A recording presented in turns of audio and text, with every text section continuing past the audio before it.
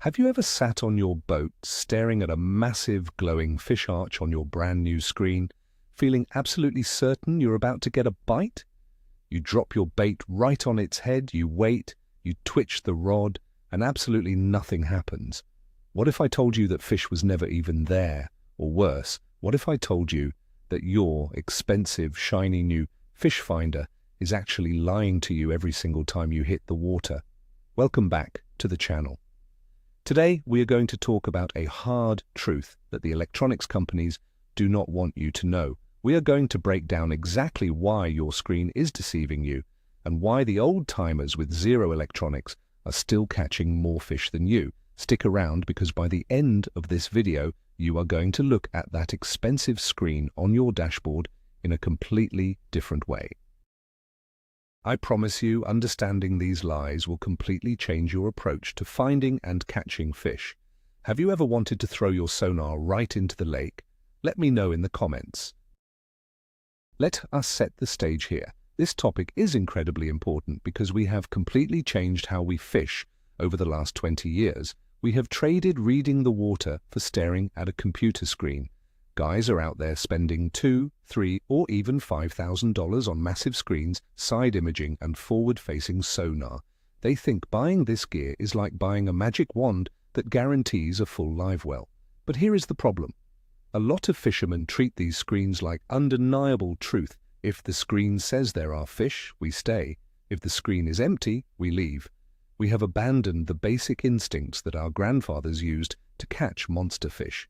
We forget about wind, current, structure, and water temperature, and instead, we just look for little colored blobs on a display. The habit of blindly trusting a machine is exactly why so many guys are struggling on the water. We do the same thing year after year, buying bigger screens, hoping it will fix our bad fishing habits. But the machine is only as good as the person reading it, and if you do not understand how the machine is tricking you, you are basically fishing blindfold. Let us talk about the cone angle illusion. Picture this. You are out on the lake, it is early morning, the water is like glass, and the mist is just starting to lift. You look down at your shiny new screen and boom, you see a massive fish right under the boat. You drop your jig straight down, you wait, you feel the tension in the line, expecting a massive strike. Nothing happens. Why? Because that screen is lying to you. The sonar shoots down in a cone shape. If you are fishing in 30 feet of water, that cone might be 10 or 15 feet wide at the bottom. That giant fish you see on the screen is not directly under your trolling motor. It could be 10 feet to the left, it could be 10 feet to the right. You are dropping your bait into a completely empty zone while the fish is practically laughing at you from the sidelines. You trust the screen blindly, but the screen does not give you the exact coordinates on standard two-dimensional sonar. It just tells you the fish is somewhere inside that massive, invisible cone. This is the first trap we all fall into when we buy these expensive toys. We forget that the sonar is taking a three-dimensional world and flattening it onto a two-dimensional screen. Now let us move on to the delay deception. Imagine you are driving your boat down a river channel at about 5 miles per hour. The wind is in your face, the motor is humming. Suddenly a beautiful cluster of fish arches lights up your screen. You immediately hit the brakes, throw the boat into neutral, grab your rod, and cast right off the back of the boat. You sit there waiting for a bite, but you are wasting your time. Here is the lie. Your fish finder is showing you history, not the present moment.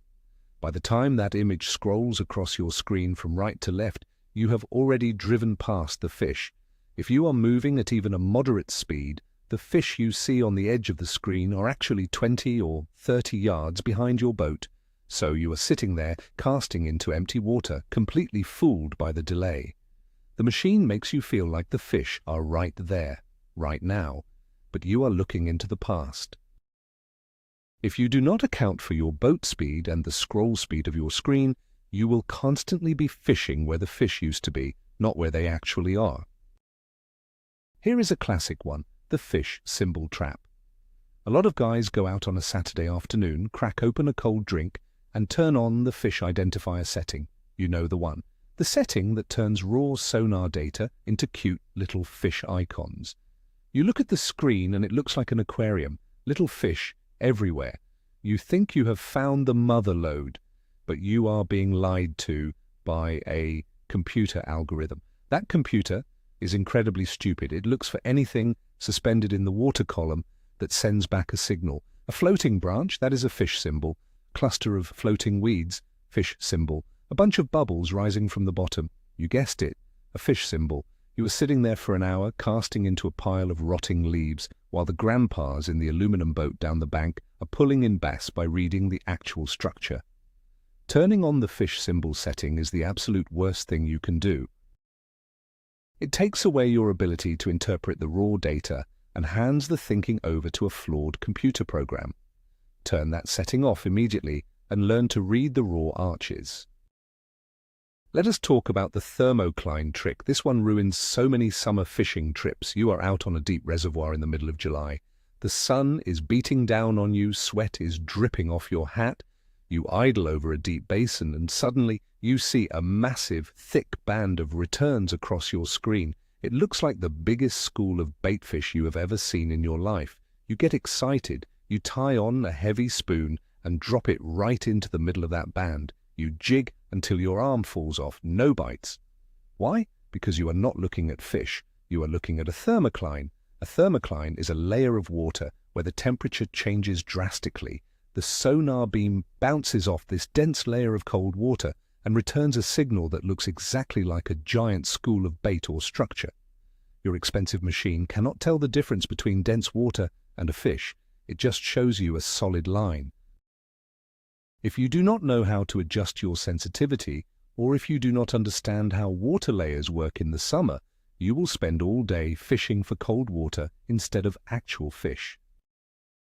Next up is the dead zone deception. This is a classic situation that drives walleye and bass guys crazy. You are out on a rocky river, the sun is just starting to peek over the trees. You are holding your rod, feeling the current. You look at your screen and the bottom looks perfectly flat and completely empty. There are no fish arches anywhere, so you pull up the trolling motor and leave. Well, you just made a massive mistake. Your expensive sonar has a major blind spot. It is called the dead zone. When fish are belly to the bottom, especially on a slight slope or a ledge, the sonar waves cannot separate the fish from the rocks or the mud. The machine just blends them right into the bottom line. You are driving away from the biggest fish of your life just because your $3,000 screen showed a flat line. The old school guys never did this. They would drop a jig, feel the rocks, and catch fish that the screen said did not exist. If there is a boulder and a fish is hiding behind it, the sonar hits the top of the boulder and reports the depth. It completely misses the fish hiding in the shadow below. Trust the structure, not just the pixels. Let us discuss the active versus inactive fish lie. This might be the most frustrating one of all. You are on the water, the wind is calm, and you find a massive school of fish stacked up on a point. The screen is lit up with beautiful, thick arches. You cast every lure in your tackle box, crankbaits, jigs, drop shots, worms, nothing, not a single nibble. You start cursing your gear, but the fish finder is lying to you by omission. It tells you the fish are there, but it does not tell you their mood. Seeing fish does not mean catching fish. We get so hypnotized by the screen that we forget fish have lockjaw sometimes. They are inactive, resting, or just not feeding. But because the screen shows them so clearly, we waste 3 hours trying to force feed a piece of plastic to a fish that is practically asleep. The screen tricks you into staying in a dead area just because there is biological mass down there. Sometimes the smartest thing you can do when you see a massive school that will not bite is to turn the boat around and go find active fish that are actually hunting. The screen cannot measure hunger. We need to cover the side imaging shadow. Side imaging is incredible, but it is a master of deception. Imagine you are idling parallel to a long dock or a steep drop-off. You are looking at your side imaging screen, admiring how clear the picture is. It looks like an aerial photograph, but look closely at the dark areas, those black shadows behind the rocks, the stumps, or the dock pilings. You assume there are no fish there because the screen is totally black. Wrong. That black area is an acoustic shadow. The sonar beam hits the face of the rock and cannot see behind it. It is exactly like shining a flashlight at a tree in the dark. You cannot see what is hiding behind the tree. Some of the biggest predator fish sit exactly in those shadows waiting to ambush bait, but your screen tells you the area is completely empty and void of life, so you skip it. You idle right past the best spot on the lake because you trusted the dark spots on your screen. You have to learn to fish the shadows, not just the brightly lit objects. The machine is blinding you to the best hiding spots. Now let us talk about the noise spook factor. Here is a scenario for you. You are fishing in shallow water, maybe 5 or 6 feet deep. It is a quiet, peaceful afternoon. You are creeping along with your trolling motor, staring at your fish finder, trying to spot a fish before you cast. But every time you get close to a good piece of cover, you see a flash on the screen, and then the fish are gone. What happened? Your fish finder chased them away. The transducer on the bottom of your boat is literally shouting into the water. It is sending out sound waves, pinging constantly. While we cannot hear it up on the deck, to a fish in shallow water, it sounds like a drum beating right over their head. Highly pressured fish, or fish in clear, shallow water, will feel those sonar pulses and scatter before you ever get a chance to cast. Your expensive device, the one you bought to help you catch fish, is actively warning the fish that you are coming. In shallow water, the smartest thing you can do is turn the damn thing off. Rely on your eyes and your polarized glasses.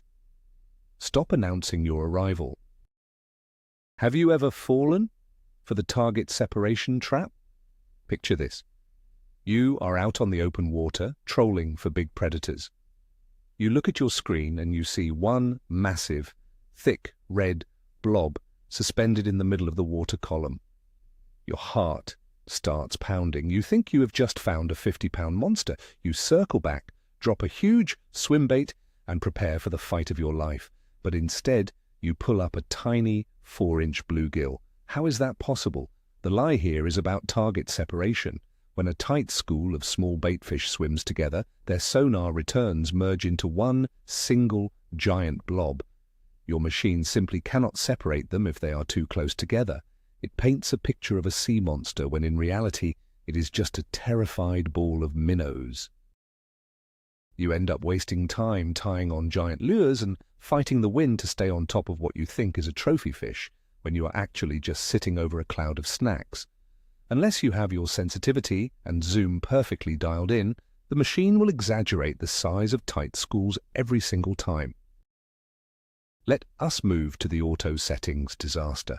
You just took your brand new fish finder out of the box, hooked up the battery, and mounted it to the dash. You hit the power button, the screen lights up, and you leave it right there on factory auto mode. You are cruising down the lake, feeling the breeze, trusting that the computer knows best. This is a huge mistake. The factory auto settings are designed to look pretty in a showroom display, not to catch fish in your specific lake. The auto sensitivity will crank up when you do not need it, cluttering the screen with algae and bubbles. The auto depth will constantly bounce around if you are fishing on a steep ledge.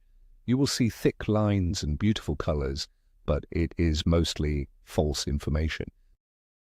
If you are not manually adjusting your sensitivity, your color line, and your depth ranges for the specific water clarity and bottom hardness of the lake you are on that exact day, your machine is lying to you.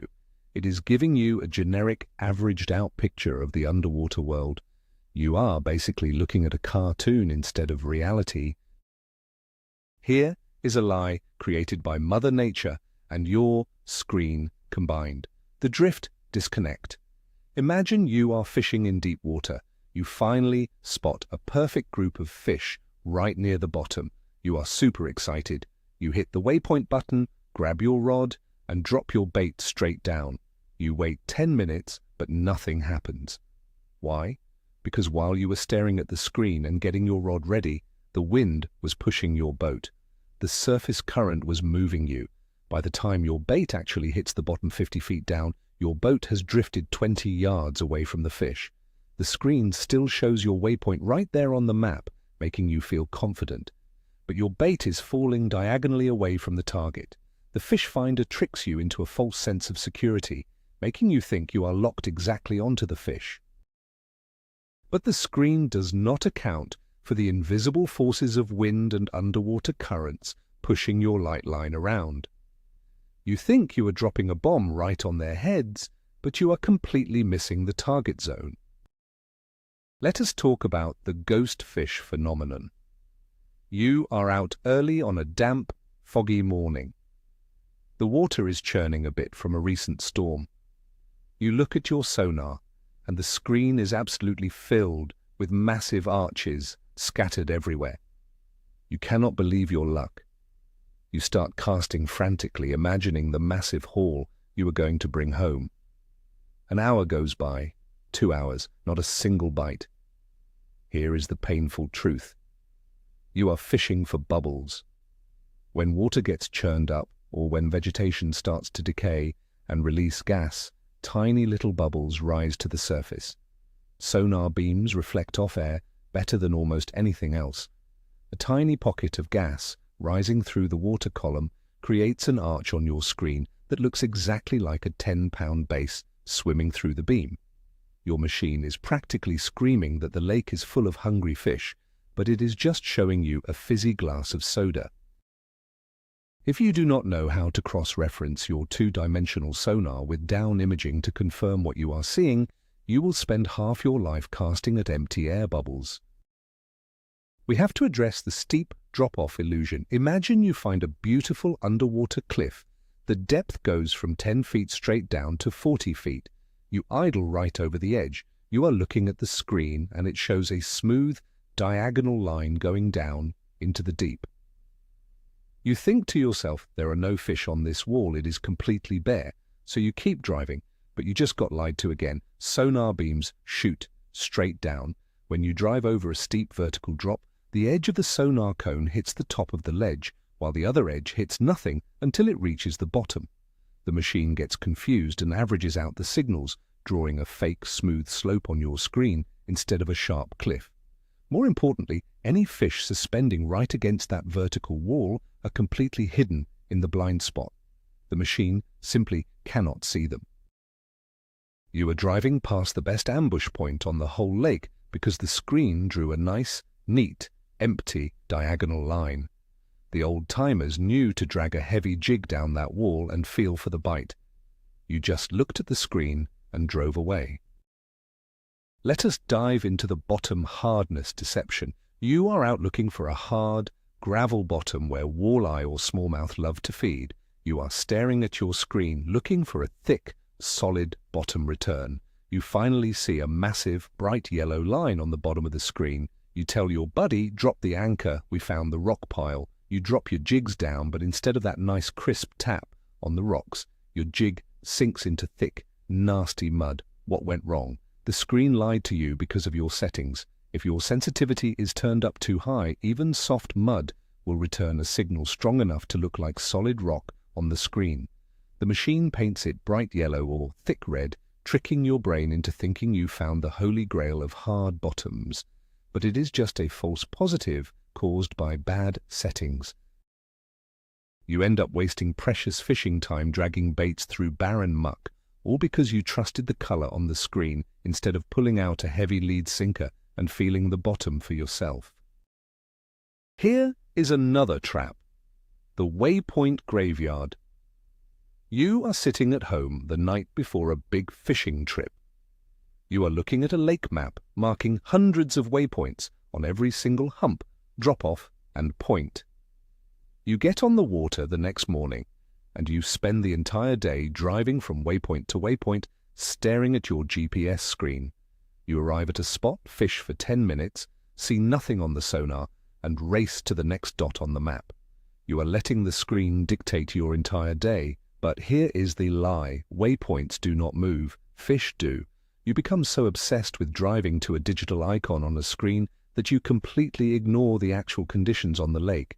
You ignore the wind blowing bait into a random cove. You ignore the birds diving in the distance. You drive right past active fish because they are not marked by a little blue flag on your screen.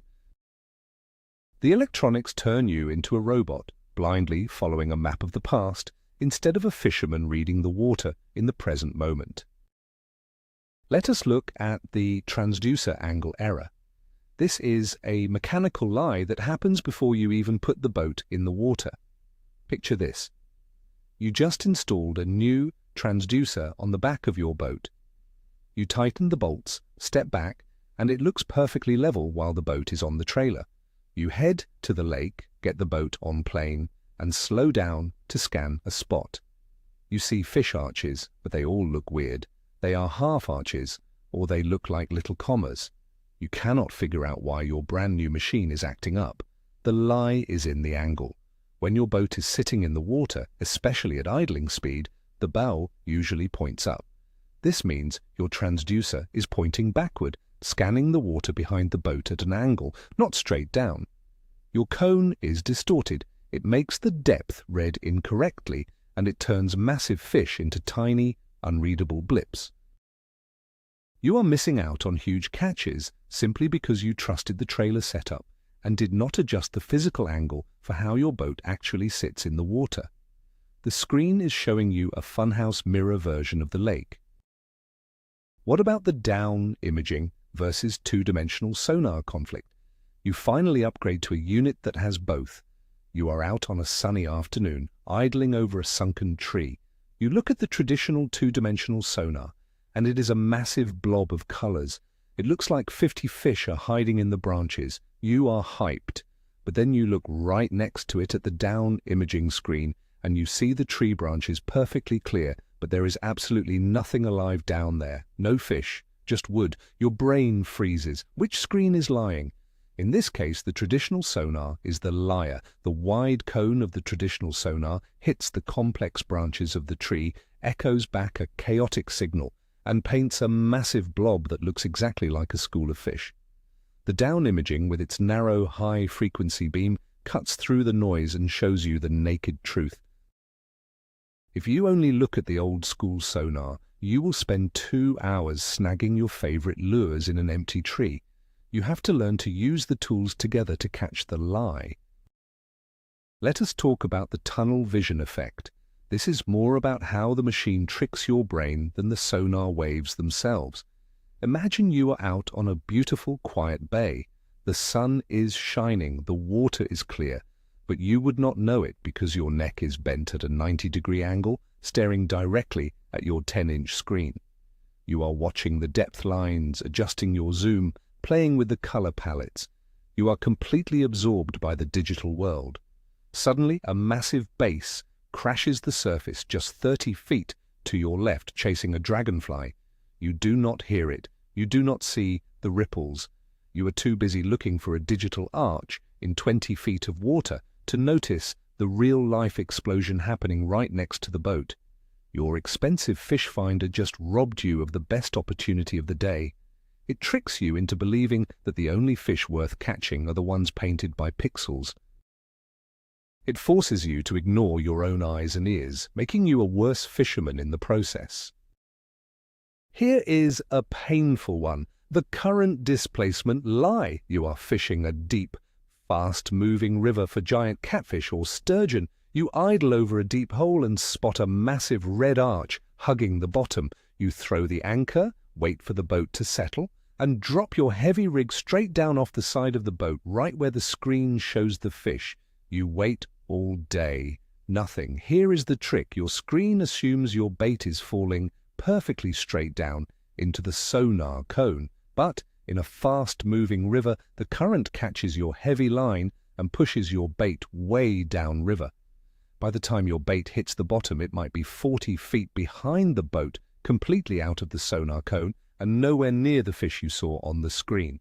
The machine gives you the illusion of vertical precision. It makes you feel like an absolute sniper. But in reality, the river current is playing a cruel joke on you, putting your bait in a completely different zip code. The screen cannot calculate water flow. Finally, let us talk about the ultimate truth of the fish finder. The grandpas were right all along. Picture an old man in a small aluminum boat. He does not have a battery. He does not have a screen. He has a beat-up tackle box and a thermos of black coffee. You zoom past him in your $80,000 base boat, screens glowing everywhere. You scan the whole lake, find nothing on the screen, and catch 0 fish. Meanwhile, the old man limits out. Why? Because your machine is a depth finder, not a fish catcher. The biggest lie these machines tell us is that they are the only way to find fish. We forget that fish are living creatures. They relate to wind, shade, water temperature, and bait. The electronics can show you the depth, and they can show you structure. But they cannot show you the entire ecosystem.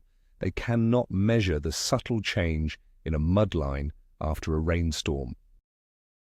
When you rely 100% on the screen, you lose your intuition. You let a computer chip dictate your instincts. The machine is a tool, not a religion. Stop letting it lie to you and start fishing again. So, there you have it.